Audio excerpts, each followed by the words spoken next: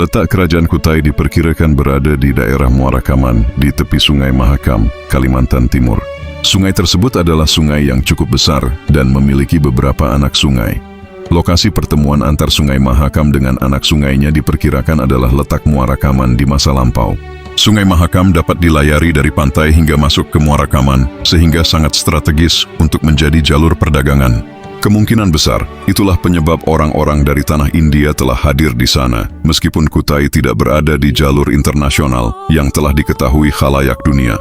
Letak geografis kerajaan Kutai berada pada jalur perdagangan antara Cina dan India. Kerajaan Kutai menjadi tempat yang menarik untuk disinggahi para pedagang. Hal tersebut memperlihatkan bahwa kegiatan perdagangan telah menjadi bagian dari kehidupan masyarakat Kutai di samping pertanian.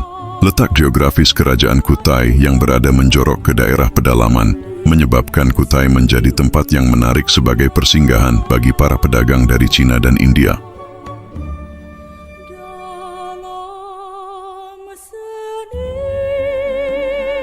Kerajaan Kutai pertama ini bernama Kerajaan Kutai Martadipura. Awal berdirinya dipimpin oleh Maharaja Kudungga bergelar Anumerta Dewa Warman. Nama Maharaja Kundungga ditafsirkan sebagai nama asli orang Indonesia yang belum terpengaruh budaya lain.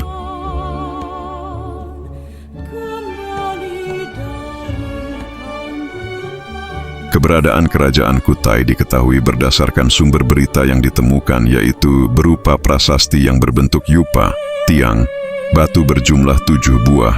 Prasasti yupa ini berangka tahun 475 M, abad ke-5. Dapat dikatakan merupakan prasasti tertua di antara prasasti-prasasti yang ditemukan di Indonesia, sehingga sering dijadikan sebagai acuan awal masuknya bangsa Indonesia ke dalam zaman sejarah. Prasasti ini menggunakan huruf Palawa dan bahasa Sanskerta. Dari ke-7 buah yupa tersebut, baru 3 buah yupa yang dapat dibaca, yaitu: pertama, berisi silsilah. Sang Maharaja Kundungga yang amat mulia mempunyai putra yang masyhur, Sang Ashwawarman namanya, yang seperti Angsuman, dewa matahari, menumbuhkan keluarga yang sangat mulia. Sang Ashwawarman mempunyai putra 3, seperti api, yang suci. Yang terkemuka dari ketiga putra itu ialah Sang Mulawarman, raja yang berperadaban baik, kuat, dan kuasa. Sang Mulawarman telah mengadakan kenduri, selamatan yang dinamakan emas amat banyak. Untuk peringatan kenduri, selamatan, itulah Tugu Batu ini didirikan oleh para Brahmana. Kedua tempat sedekah. Sang Mulawarman, raja yang mulia dan terkemuka, telah memberi sedekah 20.000 ekor lembu kepada para Brahmana di tempat tanah yang sangat suci, Waprakeswara. Ketiga masa kejayaan.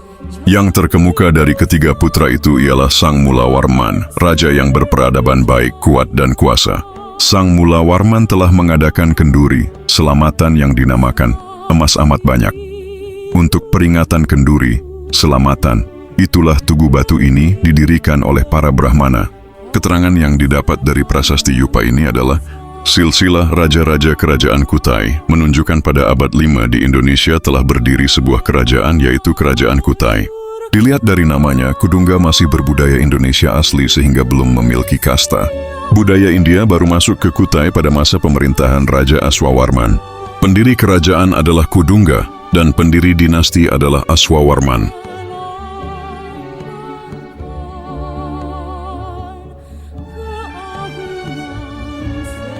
Kepercayaan yang berkembang pada masyarakat Kutai adalah Hindu. Hal tersebut didasarkan pada keterangan yang terdapat pada prasasti Kutai, yaitu Raja Ashwawarman pernah mengadakan upacara Fratyastoma, yaitu upacara pensucian diri untuk pengakuan kasta. Kasta adalah sistem pelapisan sosial pada masyarakat Hindu. Raja Mulawarman kerap mengadakan upacara di atas sebidang tanah Waprakeswara, yaitu tanah suci, yang dipersembahkan untuk Dewa Shiva, salah satu dewa dalam agama Hindu.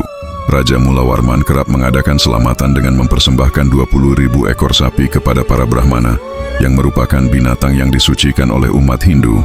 Kaum Brahmana adalah salah satu kasta umat Hindu.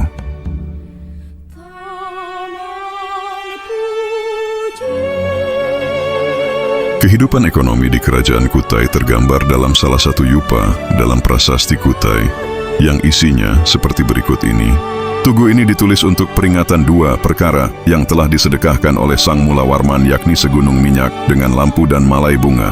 Berdasarkan isi salah satu yupa tersebut dapat disimpulkan beberapa kegiatan ekonomi yang dikembangkan masyarakat Kutai, yaitu antara lain A. Pertanian. Adanya minyak dan bunga malai, kita dapat menyimpulkan bahwa sudah ada usaha dalam bidang pertanian yang dilakukan oleh masyarakat Kutai. B. Kerajinan dan pertukangan. Lampu-lampu seperti yang disebutkan dalam prasasti Tugu dihasilkan dari usaha di bidang kerajinan dan pertukangan. Hal ini menunjukkan bahwa kedua bidang usaha tersebut sudah berkembang di lingkungan masyarakat Kutai. C. Pertanian dan perdagangan. Mula Warman, raja yang mulia dan terkemuka, telah memberi sedekah 20.000 ekor sapi kepada para Brahmana yang seperti api. Bertempat di dalam tanah yang sangat suci Waprakeswara, buat peringatan akan kebaikan didirikan tugu ini. Kehidupan ekonomi yang dapat disimpulkan dari prasasti tersebut adalah keberadaan sapi yang dipersembahkan oleh Raja Mula Warman kepada Brahmana. Keberadaan sapi menunjukkan adanya usaha peternakan yang dilakukan oleh rakyat Kutai.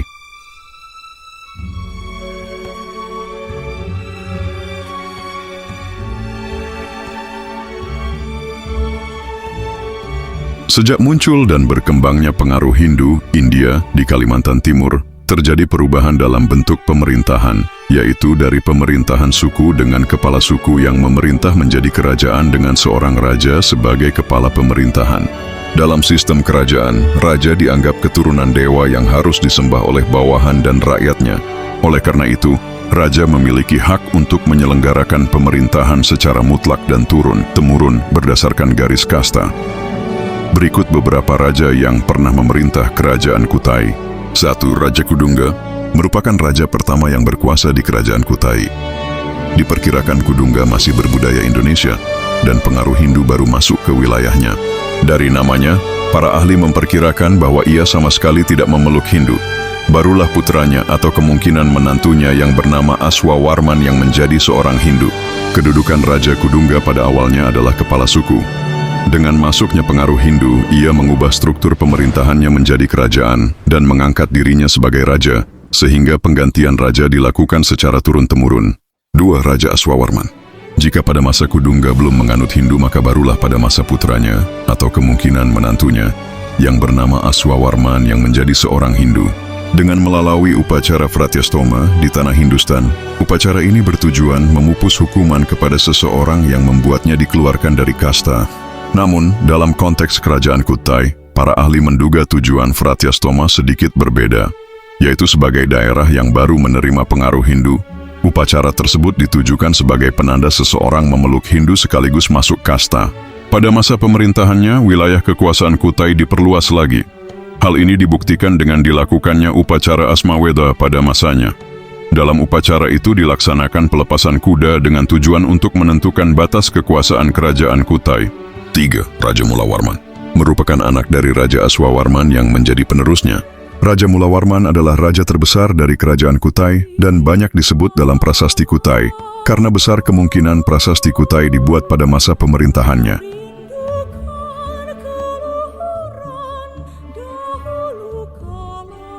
Masa keruntuhan. Di dalam sejarah disebutkan bahwa kerajaan Kutai runtuh saat raja kerajaan Kutai terakhir yang bernama Maharaja Dharma Setia tewas di tangan Raja Kutai, Kartanegara ke-13, Aji Pangeran Anum Panji Mendapa.